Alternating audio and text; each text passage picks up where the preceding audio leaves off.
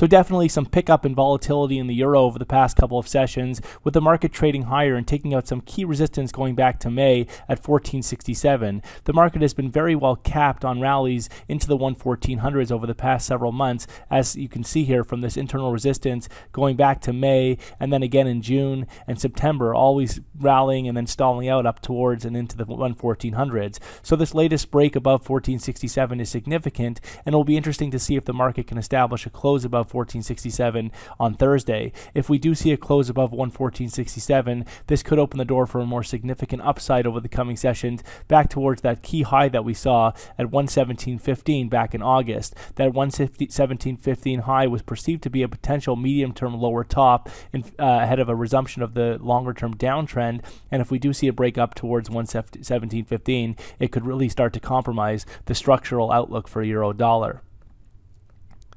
Sterling dollar. So cable has mounted an impressive recovery rally in Wednesday trade, with the market negating that bearish performance that we saw on Tuesday and sharply reversing higher. The focus now is potentially on additional upside into the 155.50 area, which represents a 78.6 fib retracement off of a recent high-low move from that 156.59 high that we saw going back to September, and the recent low that we saw in September at down around the 151 area. So that's the September high-low move. The 78.6 fib retracement off that move comes in around 155.50. But ultimately, the market is still trading with a downward bias given the lower tops that we've seen off the 2015 peak. And while we hold below 156.59, that high from September, the market is favored to put in a lower top and eventually head lower.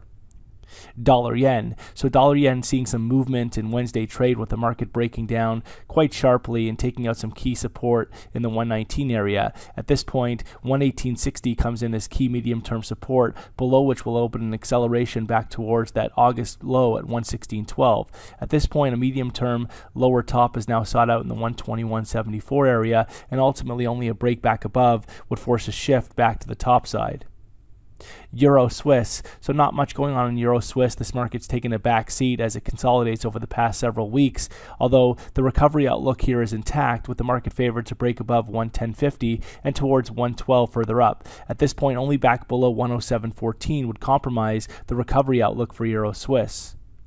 Aussie dollar. So Aussie has put in an impressive recovery rally off those recent multi-year lows, and the market is showing signs of a potential reversal back to the downside, though the recovery since Wednesday does compromise this outlook a bit. On a medium-term basis, only back above 74.40 would potentially delay the more meaningful bearish outlook, while inability to do so will suggest that the market is going to roll over back down towards that recent multi-year low, just over 69.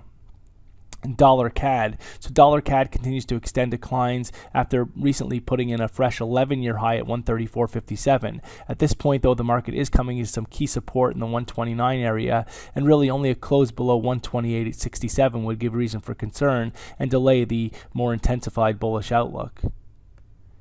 Kiwi dollar. So Kiwi has put in an impressive surge over the past several days from those multi-year lows, with the market extending gains now above 68 and potentially now focused on a retest or a test of the 50% fib retracement off that critical move that we saw, that high going back to April of 2015 down to the recent low that we saw in August. So there is the possibility for these gains to extend towards the 69.45, 69.50 area, at which point the downtrend is still firmly intact and a lower top would be sought out.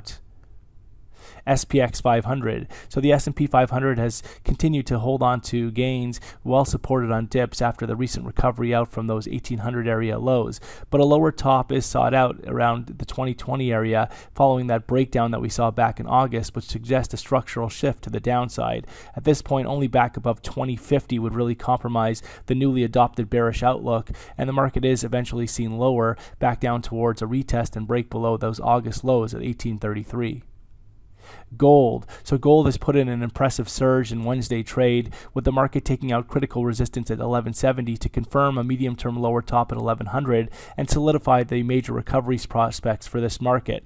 At this point, the break above 1170 exposes next medium-term resistance at 1233 further up, while ultimately any setback should now be very well supported ahead of 1130. Only back below 1100 would really force a shift in the outlook and put the focus back on the downside.